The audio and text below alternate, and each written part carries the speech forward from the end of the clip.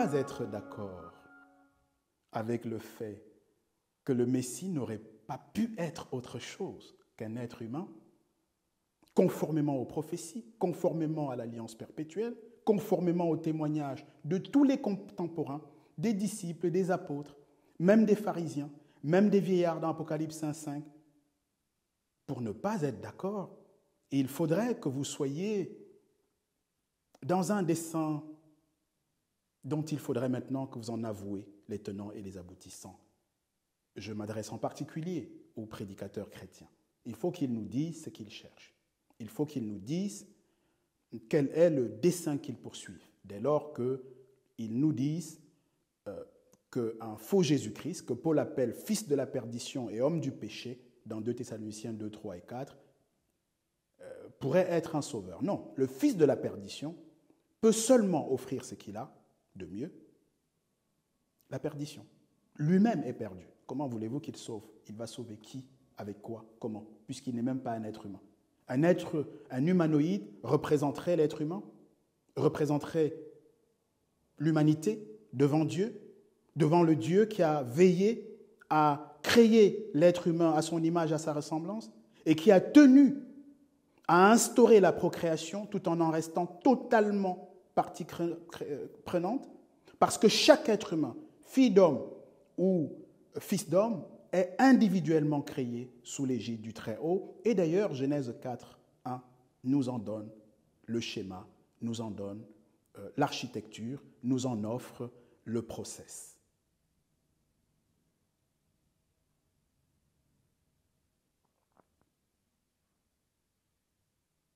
Sauf à tenir pour farce les convulsions et les gémissements à Gethsémane du Fils de l'homme. Sauf à prendre pour comique les souffrances et les humiliations sur cette terre du souffre-douleur, habitué à la souffrance tout au long de ses jours, des jours de son existence ici-bas. Sauf à tenir pour simulation et simulacre la crucifixion et la mort à Golgotha de l'agneau, dont la chair a été immolée pour le salut de l'humanité, pour mon salut, pour ton salut. Sauf à tenir cela pour une comédie, pour un cirque, pour une farce, pour un simulacre. Il faut être un pervers, extrêmement sadique, très méchant, pour infliger à une personne des supplices de cette ampleur, des tortures et des traitements cruels et inhumains, aussi inénarrables que ceux que le Fils de l'homme, né d'un père de la maison de David, ressemblant à nous, à toi et à moi, en toutes choses, conformément à Hébreux chapitre 2, verset 17, ayant participé à la chair pleinement, conformément à Hébreux chapitre 2, verset 14, ayant été tenté en toutes choses, comme nous, mais sans succomber, conformément à Hébreux chapitre 4, verset 15, sachant que Jacques chapitre 1, verset 13, révèle que s'il avait été autre chose qu'un être humain, s'il avait été fils de Dieu ou Dieu au premier jour de sa naissance à Bethléem, il n'aurait pas pu être tenté. Jacques 1,13 affirme clairement que Dieu ne peut pas être tenté. Celui qui a été tenté, c'est le Fils de l'homme, fait de chair et d'os, comme lui-même en témoigne dans Luc chapitre 24, verset 39, où il est écrit « Voyez mes mains, voyez mes pieds, touchez-les, approchez, touchez-les, sentez-les, Voyez comme il est, éprouvez-les, car un esprit n'a pas de chair comme j'ai. Luc 24, verset 39. Si descendre sur la terre des hommes, parmi les hommes, pour être avec les hommes, pour souffrir avec les hommes et pour les hommes, n'avait pas été un impératif absolu, Dieu qui n'est ni pervers, ni sadique, ni méchant, n'aurait jamais permis que le véritable Christ descende sur la terre pour subir ces supplices, ces traitements inhumains et cruels, ces tortures inénarrables qu'il lui a infligées, qui lui ont été infligées. Dieu se serait contenté, si ce n'était pas indispensable, si ce n'était pas une nécessité absolue, d'être un être humain parmi les hommes pour pouvoir les sauver. Dieu se serait contenté de sauver l'humanité à distance. N'est-il pas souverain et tout-puissant? Alors il aurait pu sauver l'être humain sans avoir besoin de qui que ce soit sur la terre.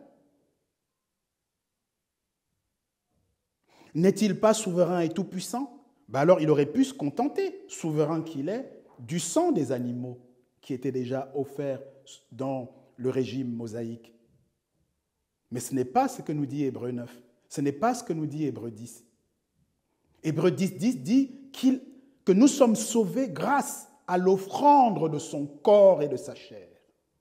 Et lui-même le dit dans Jean chapitre 6, verset 53. Que tu ne peux pas être sauvé. Je ne peux pas être sauvé si je ne mange pas la chair du Fils de l'homme. Chair, Fils de l'homme. Procréation, descendance, progéniture, fruit des entrailles. Comment faut-il le dire pour que nous nous rendions compte qu'il est temps de se réveiller de la très longue nuit, de la sempiternelle parenthèse de l'évangile chrétien qui a roulé l'humanité dans la farine?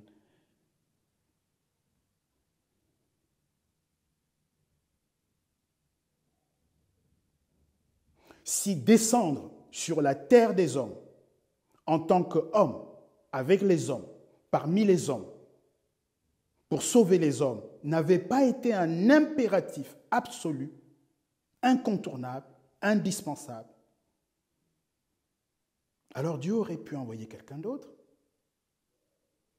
N'est-il pas souverain et tout-puissant? Mais si finalement, il a dû lui-même, comme dit Jean chapitre 6, verset 38, verset 51, descendre, s'il a dû partager la chair de manière égale avec nous, c'est ce que dit Hébreux chapitre 2, verset 14. Mais c'est ce que dit aussi Hébreux 1 en son verset 9, quand il dit que « Ô Dieu, ton Dieu t'a oint d'une huile de joie au-dessus de tes égaux, parce qu'en tant qu'un être humain, il n'était ni plus que nous, ni moins que nous. » S'il a dû venir lui-même, c'est qu'il n'y avait pas d'autres options sur la table.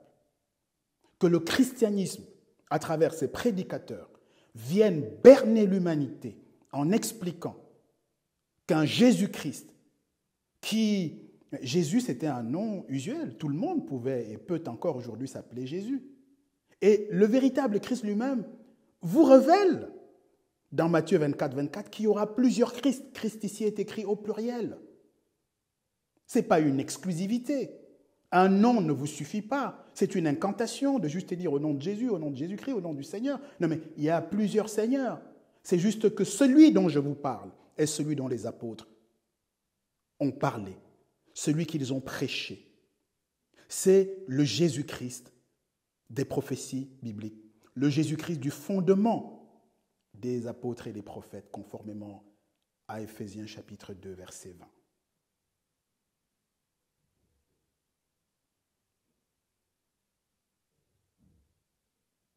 Est-ce que quelqu'un qui a cru, même sincèrement, même très sincèrement, dans le Jésus-Christ du christianisme est sauvé? Sur cette question, il faut que nous soyons clairs, l'heure est grave. L'heure est gravissime, mesdames, messieurs. L'heure est gravissime.